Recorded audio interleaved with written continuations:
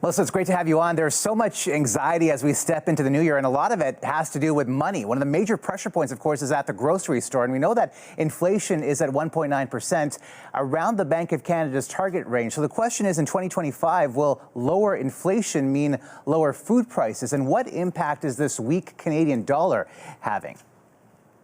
So for Canadians, a low loonie means higher prices for imported goods and services.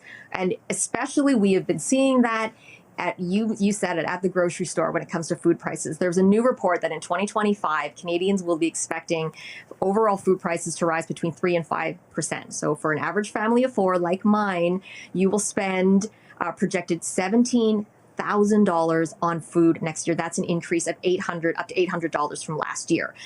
And that's on everything from restaurants to food to meat and vegetables. For meats, that's the highest projected increase, to between 4 and 6%. I don't know about you, but I've been trying to practice what I preach. I have been meal planning. I've been shopping with friends, buying in bulk and splitting the costs. I know some people who are doing digital couponing and taking advantage of loyalty programs.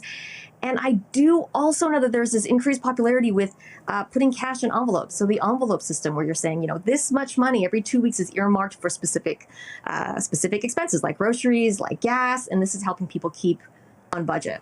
Yeah, trying to budget and save as much as we can. So no relief, it sounds like, at the checkout. But what about elsewhere? So you said the Bank of Canada said that the target rate, we are in the target rate of around 2%. But that does not mean that prices are going down. So if I think about it this way: if we've all been climbing the proverbial mountain when it comes to prices, and we may be hitting a plateau, but that doesn't mean that we're going back downhill. Maybe boxes will shrink, so you have shrinkflation, but prices might stay the same. When it comes to relief in the beginning part of 2025, at least, we still have the GST holiday, so a tax break on certain items until February 15th. That being said, just because something is on sale doesn't mean that we should rush out to get it. We should really ask ourselves if we really need something before we buy. And the other projected relief will come for borrowers. So we've seen interest rate cuts already, and economists are predicting that we might see a few more, maybe 25 basis points in terms of cuts in 2025. And so the immediate relief will be for variable rate mortgage holders, people with home equity lines of credit, and anyone shopping for a new mortgage or renewing. And Melissa, speaking of interest rates, I was going to ask you about that. In this era of falling rates, what money moves should Canadians be considering? Falling interest rates will affect your financial plan. So I encourage everyone, 2025, revisit your financial plan, revisit your investment plans, make sure that you're properly diversified to meet your goals, make sure that nothing is off track.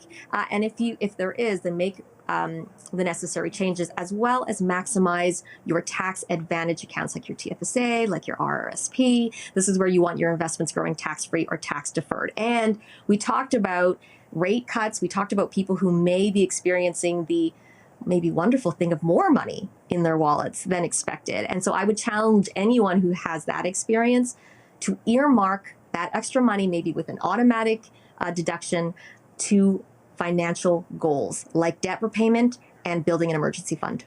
And so is that your advice with these low rates, is to focus on those ideas? Because sometimes there can be a temptation to carry more debt.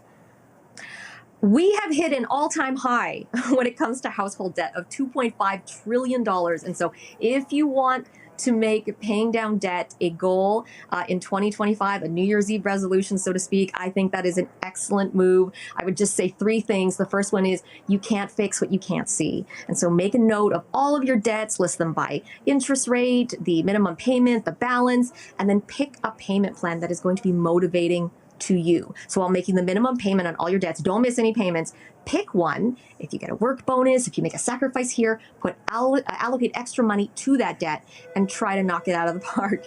And if you are struggling, make sure that you seek help. Call your lenders, ask for a lower interest rate, maybe seek help from a nonprofit credit counselor or a trusted advisor. You are not alone. Melissa, some great tips for the new year. Thank you so much, and Happy New Year to you. Happy New Year to you too, Omar.